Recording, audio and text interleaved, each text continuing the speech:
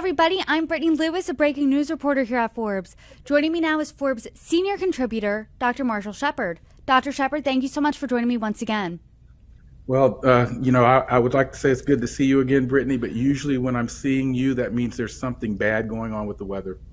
I was just going to say that I wish we could speak under better circumstances, maybe one day when it's 75 and sunny, not a cloud in the sky. But unfortunately for parts of the country, that is not the case right now.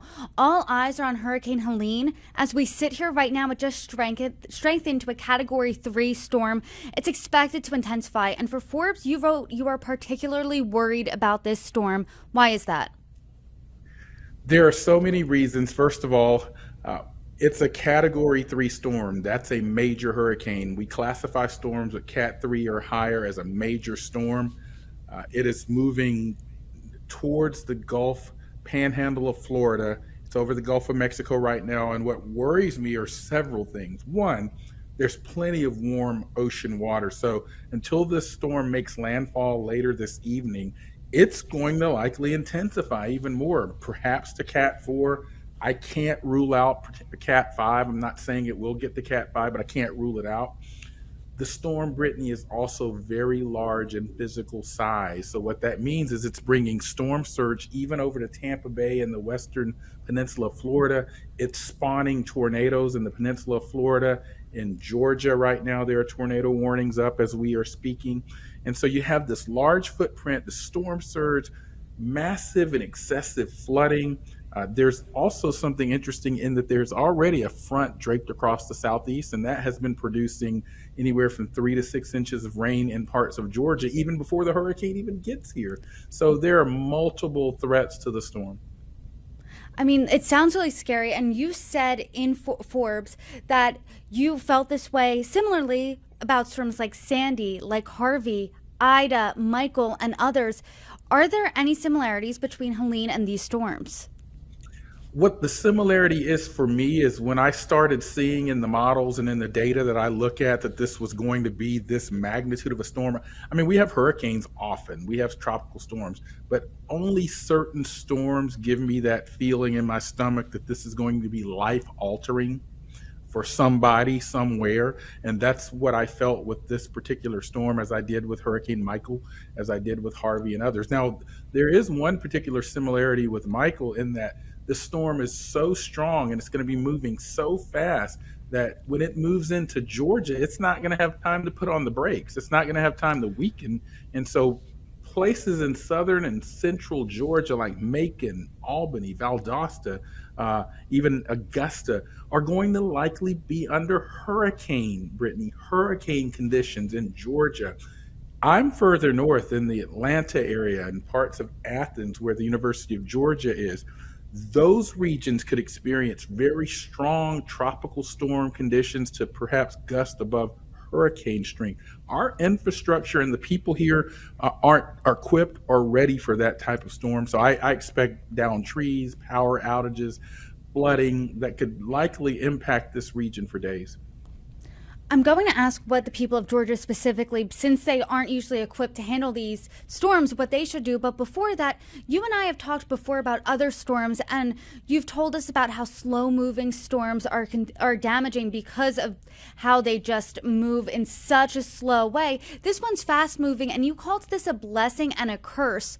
Talk to us about that classification. Yeah, the blessing and the curse terminology that I used in the Forbes piece. So it's a blessing in the sense that this is a really strong storm. And so along the coast of Florida, capital city of Florida, Tallahassee, Perry, Florida, those areas are going to get hit with hurricane winds, Cat 3, Cat 4 level winds, storm surge. I'm seeing projections of 10 to 15 feet in the Big Bend part of Florida. That's life-threatening storm surge, and also the rain and tornadoes. But the good news, if we can find a sliver of good news, it's going to move out fast. So they won't be dealing with those conditions for more than, say, several hours, instead of it lingering for, 12 to 24 hours. But the bad news is that because it's moving so fast, it's going to take a while for it to weaken. And so by the time it moves into Georgia, it's still pretty strong.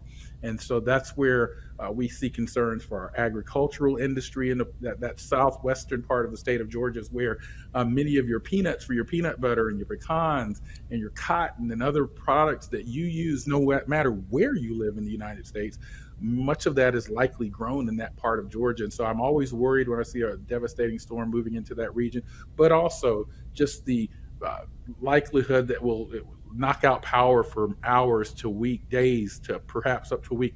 The best analog that I've given to this, Brittany, was several years ago when Hurricane Hugo made landfall in Charleston, South Carolina. It moved rapidly into Charlotte, North Carolina, and knocked power out there for two weeks. You said that you felt in your gut that this storm is going to be life-threatening for someone. Who specifically is it going to be life-threatening for? Where do they live? And what does the path look like? Can you paint that picture for us? I mean, when we deal with a storm of this physical size and strength, the life-threatening regions are many.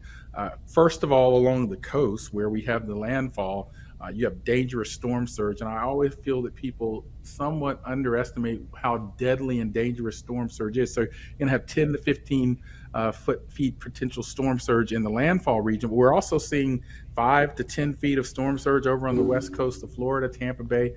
If you're in low-lying areas, that can be a danger. If you're on the right side, or what we call the dirty side of the eye, those rain bands, those outer bands in parts of the peninsula, Orlando, Jacksonville, even southern Georgia, tornadoes can spin out, and those can be deadly.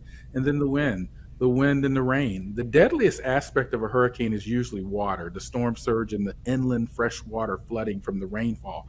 What is making this particular situation so dangerous, as I mentioned, is we had a predecessor or a rainfall ahead of the event, which is creating moistened soil, swollen rivers and streams.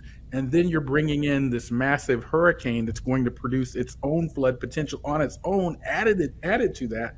And then on top of that, Brittany, it's going to move up into the mountains of North Georgia, South Carolina, and Tennessee.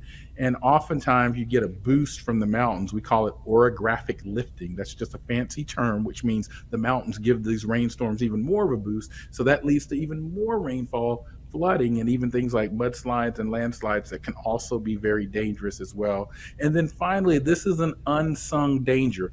I want people that are listening to me to understand this, because we've done the studies at the University of Georgia on previous storms.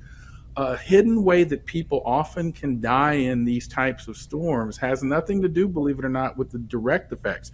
Oftentimes trees fall down because the soil is wet and they're blown down by the strong winds, that they blow on the homes, they blow onto cars. And then the second way is because power is out, people use generators, and we often see situations where people die from carbon monoxide poisoning. So there are these indirect ways as well. You mentioned that these areas are getting that preview rainfall, which is making the water and the flooding even more dangerous here. Is this that type of activity, is that unprecedented? Have you seen that before? Yeah, we do. From time to time, we see something called a predecessor rain event, or PRE, which I write about in the Forbes piece. We understand why they happen, but they're never good news. But one of the things that we do know generally with all rainstorms, not just hurricanes, is that as our climate system is warming, there's more water vapor available, there's decreased evaporation rates. And so I'm always concerned about the rate that rain is falling from the sky in these storms, whether it's a hurricane or an afternoon thunderstorm. And so I'm always looking at these rain rates, but coupled with that, you've got the increased imperviousness. So I just mentioned that here in Atlanta or near Athens, Georgia, there's a lot of developed landscape. So that rain's falling on a landscape, hitting paved surfaces, parking lots, and so forth, and running off quickly into rivers and streams, and they fill up and we get flooding. And so that's an example of how the human footprint, if you will, exacerbates these natural events. Dr. Shepard, I always appreciate our conversations because you always leave our viewers with action plans of what they need to do before the storm, during, and after. So as you said, this is a fast-moving storm, a blessing and a curse. Bad news is it won't have time to pump the brakes as it moves across Florida and Georgia. Good news is, though, that it won't be hanging out for a while as long as a slow moving storm would. So, how long do people in Florida and in Georgia need to really keep their guard up? Well, I mean, the time is now if you're in Florida, and really later tonight if you're in Georgia. This storm will be making landfall within, I'd say, 4 to 6 hours. And so hopefully people have had their plans in place. They've boarded up or evacuated if they were under evacuation orders. They are heeding local emergency managers' opportunities. They have charged their batteries and their phones. They have non-perishable items and so forth if you lose power. If you're near dangerous trees on your landscape, you've perhaps moved to a different location. I know I advised my mom, who has several trees in her home north of Atlanta, to perhaps take additional accommodations, either coming to our house or getting a hotel, because they're just, with these types of winds. I mean, in Atlanta area, we're dealing perhaps with 50 to 70 mile per hour winds for several hours. Our infrastructure and our trees just aren't used to that, so they're going to fall. And so having these types of plans ahead of time, and just making sure people understand, and this is an important one in the era of social media. There's a lot of information out there. I call it social meteorology. So there's a lot of social meteorology, but then there's actual credible information out there. Develop a filter to understand credible information, and that always starts with the National Hurricane Center and the National Weather Service, and then perhaps other experts that are have the ability to filter the information in a way that's not hyperbole, not about clicks and shares, but about getting information to people that provides safety and comfort for them. I know that all eyes are on this storm as it hasn't made landfall in the U.S. yet, but what do you think, or what can you give us a preview for what's next for hurricane season? Well, there's already Isaac that has formed out in the Atlantic. It's probably not getting much attention because all eyes are on our Helene right now. Also, there's a Hurricane John that just made landfall in Mexico on the eastern Pacific side. So we're been keeping an eye on that as well. And then there is another system that looks like it may get its act together as well. So September is essentially the peak month for hurricane season, the Atlantic season. So none of this is surprising. This was projected to be an active season. There was a lull back in August, but things have picked up as we expected they would. And remember, we can get hurricanes well into November. So we have a good ways to go.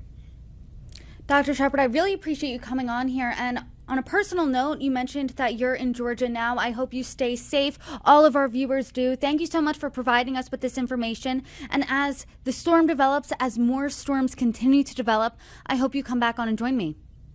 Yeah, as always, Brittany, happy to speak with you.